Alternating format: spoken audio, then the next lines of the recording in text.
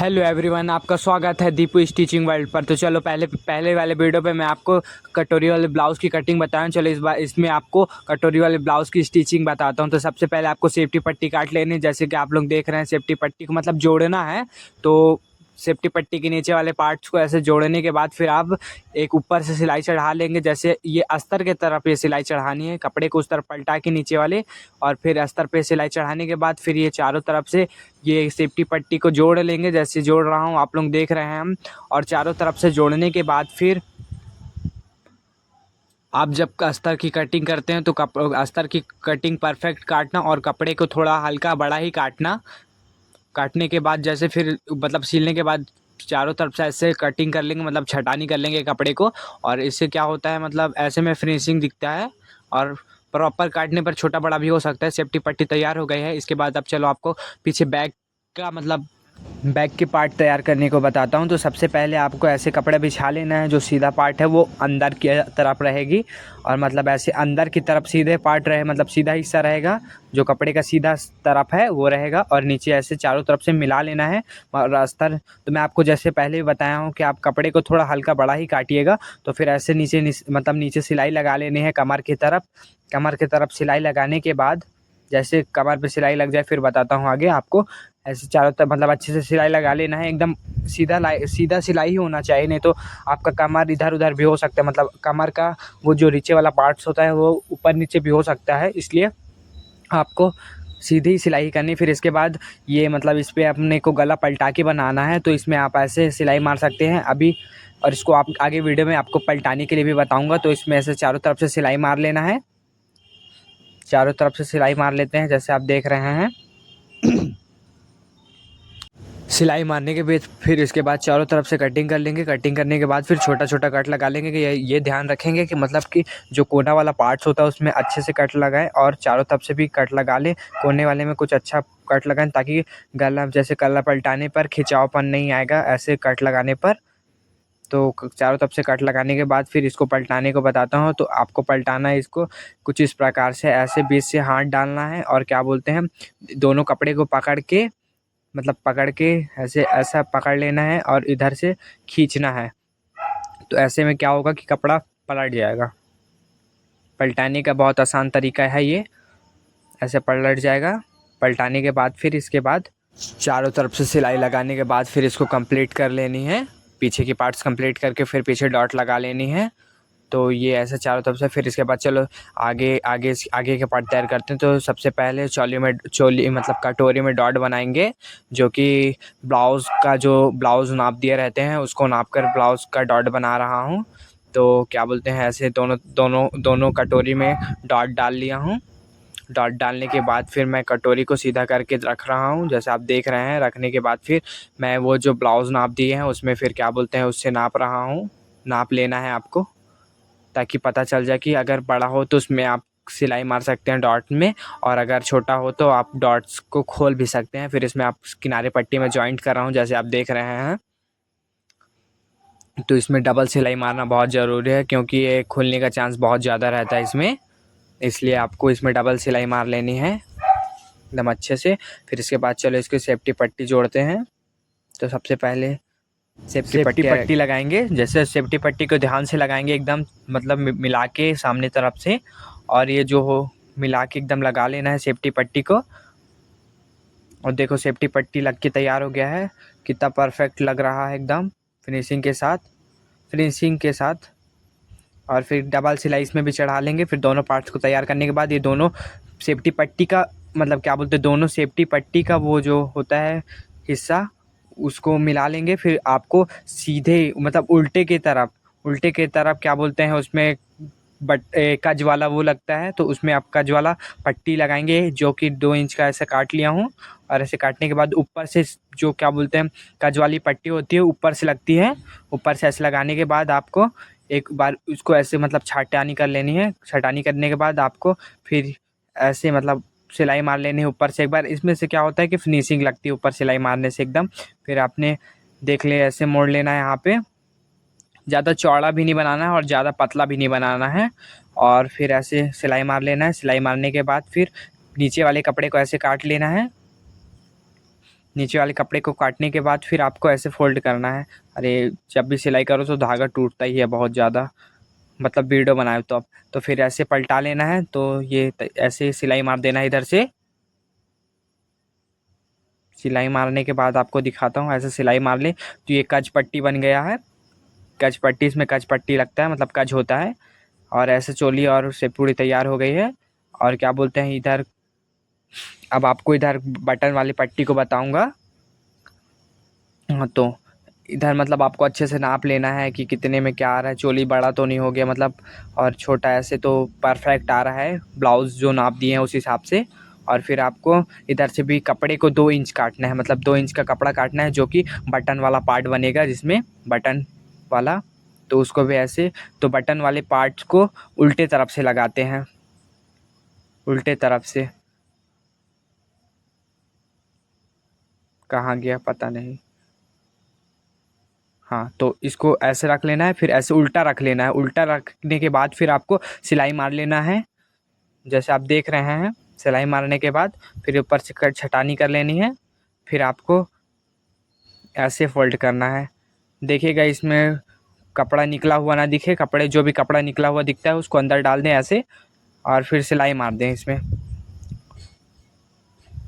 इसमें भी ऐसे मतलब बगल से, मतलब एक चाप के मतलब दूरी में निशान एक सिलाई मारनी है, ताकि अच्छा लगता है, मतलब पता चलता है बटन कहाँ कहाँ कैसा लगना है अच्छे से। और मैं अच्छे से एक्सप्लेन तो नहीं कर पा रहा हूँ, बता तो नहीं पा रहा हूँ, बाकी अपने से फुल कोशिश कर रहा हूँ कि आप लोगों को बता पाऊँ। और फिर इसके बाद क्या बोलते हैं, आपको दोनों पार्ट्स को तैयार करने के बाद फिर आपको ऐसे दोनों पार्ट्स को मिला लेना है। और तो पीछे वाले पार्ट्स तो तैयार हो जाती है पहले, फिर उसके अकॉर्डिंग मतलब इसमें सामने का गला बनाना रहता है, तो इसमें टिक लगा लेना है। टिक लगाने के बाद सामने वाले को नाप लेना है कि गला कितना उतारना है, जो कि कच कच पट्टी बटन पट्टी होती है उसमें ऐसे नाप लेना है। नापने के बाद आपको इसमें गोलाई दे देनी है, छटानी कर देनी है इसकी। तो ये हो जाएगा, सामने की गला तैयार हो जाती है ऐसे में ऐसे। और कटिंग कर लेंगे इसका।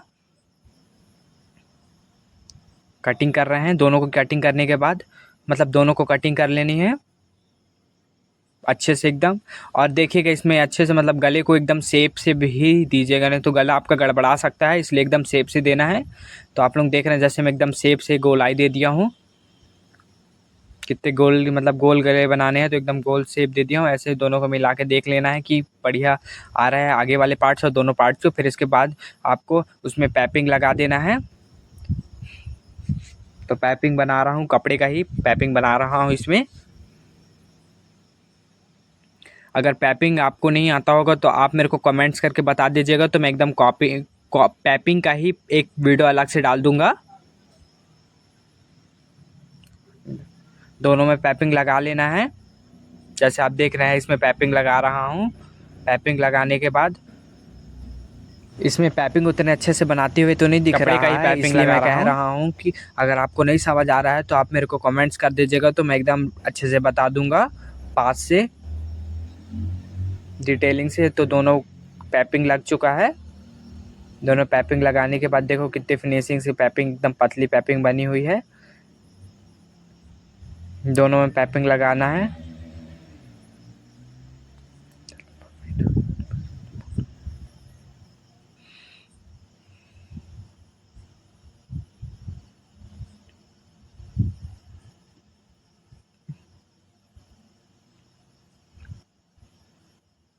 पैपिंग लग चुकी है और दोनों मतलब ऐसे नीचे वाले धागा, ऊपर धागा जो निकला रहा है तो उसको काट लेना है।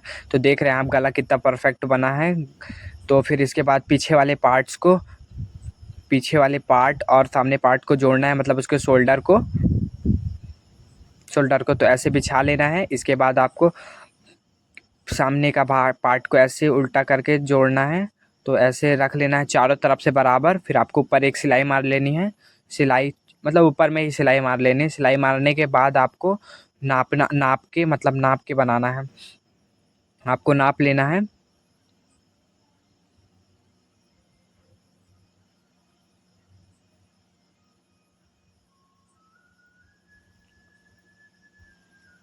नाप लेना है। तो इसको 13 इंच का बनाना था, तो 13 इंच में से मतलब लग गया था, नहीं मतलब पहले से ही सिलाई लग गया, तो इसलिए नापने की ज़रूरत नहीं पड़ी। बाकी आप लोगों को अगर जितना बनाना होगा तो आप लोग नाप लीजिएगा। तो उसमें ऐसे ऊपर से एक सिलाई मारना है ऐसे, अटैच करने के लिए। फिर आप नाप के अपने सिलाई को मार सकते हैं एकदम कपड़ा। फिर इसके बाद क्या बोलते हैं, उसको जोड़ने के बाद फिर आपको किनारे वाले कुछ हटानी करनी है, जिसमें से मतलब आस्तीन जुड़ती है बाजू वाले को। तो ऐसे ये नाप लेना, जैसे मैं देख रहे हैं आप ब्लाउज़ को, मतलब उसमें नापा हूँ नाप वाले ब्लाउज़ से नापा हूँ। तो ऐसे नाप लेना है। ऊपर ऊपर जो शोल्डर होता है वो 2.5 रहता है, 2.5 की पट्टी होती है। तो उसको काट लेना जैसे आप देख रहे हैं। काट लिए हैं। काटने के बाद फिर आप मतलब आस्तीन को तैयार करने के बाद आस्तीन की छटानी करनी है। तो आस्तीन को आप ये दोनों मतलब दोनों कपड़े को मिलाना है ऐसे, दोनों एक साइड होना चाहिए, अस्तर बाहर। फिर ऐसे मिला लें, फिर लंबाई देख लेनी, लंबाई में टिक लगा लेनी, कपड़े को अच्छे से बिछा लेनी, मतलब अच्छे से रख लेनी है, नहीं तो कपड़ा इधर उधर कट सकता है। फिर आपको जो ब्लाउज़ नाप दिए गए हैं उसमें से क्या बोलते हैं, आप उधर का नाप ले सकते हैं, नाप मतलब नाप लेके आ सकते हैं, लेना ही है। और फिर नीचे में जो होता है, नीचे तरफ आस्तीन का जो पार्ट्स होता है उसको मिला के ऐसे काट देना है। फिर आपको गहराई देनी है, गहराई मतलब आस्तीन का शेप देने के बाद फिर आपको सामने पार्ट्स में गहराई काटते हैं। तो ऐसे ऐसे उठा के 1 इंच इधर से ऐसे गहराई दे देनी है। तो इसमें देखिए आप गहराई बन गई है, आप लोग जैसे देख रहे हैं। तो ये जो गहराई होती है सामने की तरफ होती है। तो दोनों में देखिए बराबर गहराई हो चुकी है। अब इसके आस्तीन जोड़ेंगे। तो आस्तीन जोड़ने के लिए तो सबसे पहले आस्तीन का बीच सेंटर निकाल लेंगे। बीच सेंटर निकाल लिए हैं और गहराई वाला जो होता है वो सामने की तरफ होगा। तो बीच वाले सेंटर को मिला के दोनों का बीच सेंटर मिला के फिर सिलाई लगा देनी है। जब तक मैं सिलाई लगा रहा हूँ तब तक आप मेरे वीडियो को लाइक कमेंट और शेयर ज़रूर करिएगा और सब्सक्राइब करना मत भूलिएगा। और मैं इसको उतना अच्छे से बता नहीं पा रहा हूँ, बाकी अपनी कोशिश पूरा कर रहा हूँ, क्योंकि मैं अभी नया नया हूँ इसलिए नहीं बता पा रहा हूँ। और मैं एक तो ये भी है कि मैं कहीं सीखा नहीं हूँ, अपने दिमाग से बताता हूँ, जब मतलब अपने जैसा मैं सीखा हूँ अपने से वैसे ही बता रहा हूँ आप लोगों को। तो अगर आप लोगों को समझ नहीं आएगा तो आप लोग कमेंट्स करके मेरे को बता दीजिए कि भैया आप मेरे को समझ नहीं आ रहा है, तो मैं आपको एकदम अच्छे से बता दूंगा। और भी ये तो मैं थोड़ा अभी शुरू है तो अच्छे से मतलब अच्छे से बता नहीं पा रहा हूँ। फिर आस्तीन को जोड़ने के बाद आस्तीन में डबल सिलाई मार लेनी है। फिर ये देख लेनी है मतलब कैसे, मतलब ऐसे सेट करके देख लेना है कि परफेक्ट बन रहा है कि नहीं। फिर दोनों तरफ के आस्तीन जोड़ने के बाद फिर ऐसे कपड़ा करके एक तरफ ऐसे सिलाई चढ़ा लेनी है, मतलब ऐसे सिलाई चढ़ा लेनी है। फिटिंग तरफ जो होती है उधर किनारे एक लाइन सिलाई चढ़ा लेनी है। दोनों तरफ सिलाई चढ़ाने के बाद किनारे वाले कपड़े को काट लेनी है, दोनों तरफ ऐसे सिलाई चढ़ा लेनी है। फिर आपको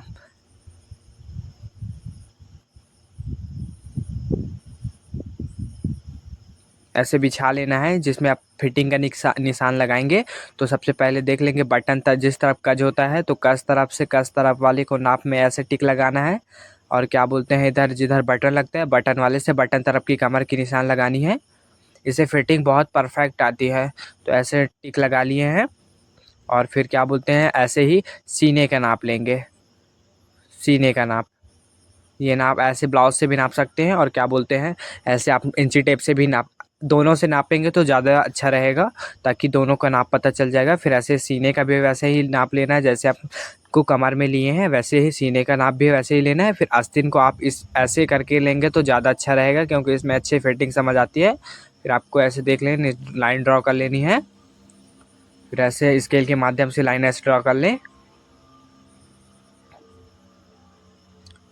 इसी प्रकार इस तरफ भी करना है।